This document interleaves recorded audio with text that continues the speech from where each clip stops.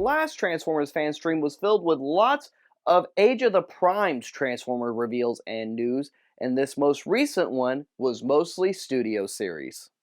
Hello there Transformers fans, and welcome back to another cool toy video review. Today we are discussing the most recent Hasbro Pulse Transformers fan stream hosted by Nate of the Transformers brand team, joined by Mark and Evan on the Transformers design team, who have made many awesome figures for us over the past several years. With this stream, they announced the continuation of both the Wreck and Rule collection and the Mayhem collection, combining them to the Wreck and Doom collection, with the first pack featuring Spinister and his two Target Masters, with Spinister being in a more G1-y comic book looking deco, and Topspin coming out to finish off the pairing with the Diaclone Colors Twin Twist, or Shattered Glass colored Twin Twist that we got in the Wreck and Rule collection a couple years back. Aside from that, the announcements from there were predominantly Studio Series. Starting off with Gamer Edition, of course we're getting a new Optimus Prime. Now this is our first time seeing this new Gamer Edition Optimus Prime, but it is now up for pre-order. This is a really cool G1 Universe inspired Optimus Prime from the Platinum Games release of Transformers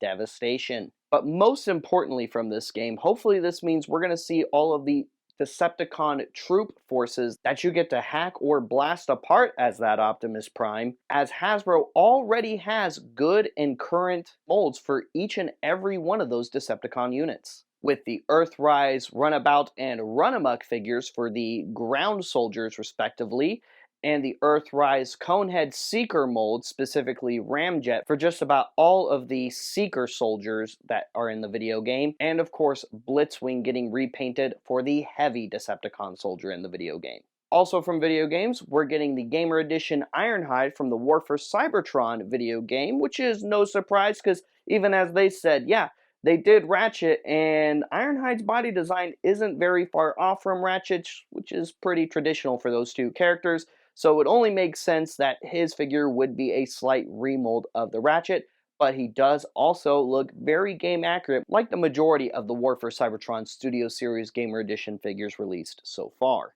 Hasbro is reissuing the first Studio Series 86 Jazz in the soon-to-be-out Studio Series packaging. And then from there, we've got some awesome Bayverse characters for the first time ever released in American markets. Wheeljack, or Q, whichever you want to call him. I like to go with Q, but different official forms of Dark of the Moon media also depict him as Wheeljack.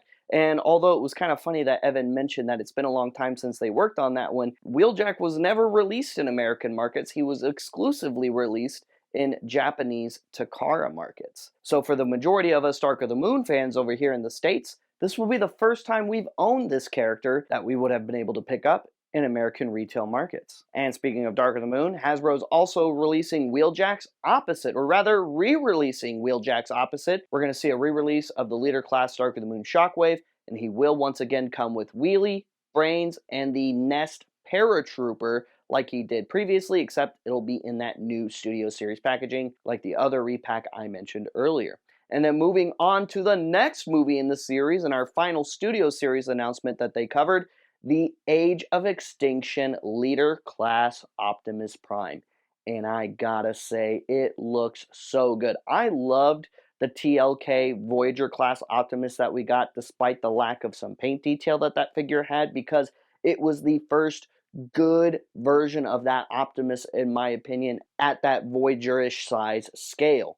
And the truck mode looked pretty good on it back then. But fast forward almost 10 years later, and that version of Optimus is finally getting that Studio Series treatment, and they absolutely nailed it. The sword looks really great. I love that the shield actually splits open to reveal the blaster cannons inside, and hopefully this means that we'll get more from Age of Extinction soon, as there's a lot of KSI drones as well as a few Autobots that have still yet to get the Studio Series treatment or even be released at all. And then of course, you know I had to save the best for last, Trypticon. For the first time ever, we are getting a Titan class or large scale figure version release of Trypticon in his G1 screen accurate colors. And yeah, the original toy and even the Titans Returns toy in certain scenes or in certain episodes of Generation 1 does look kind of screen accurate, or at least screen accurate enough. Having it in that dark gray, almost a black color with that nice magenta color.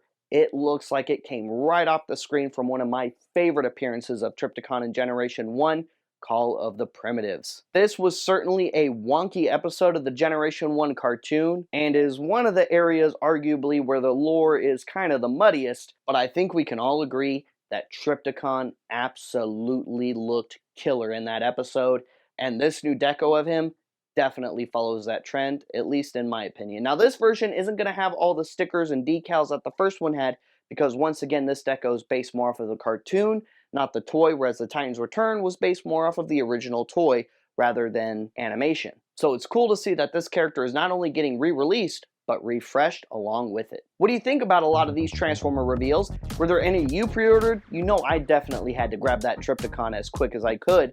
Let me know in the comments down below. Stay tuned for more cool toy review content and toy discussions like this, and be sure to check out all the various cool toys that we review and cover here on CoolToyReview.com. Like and subscribe, and follow us anywhere you can find Cool Toy Review on social media, and you can follow me at Trypticonus on TikTok and Instagram for more Transformers fan content, Roger content, and more. And we'll see you guys later. We'll see you another time. Transform and roll out.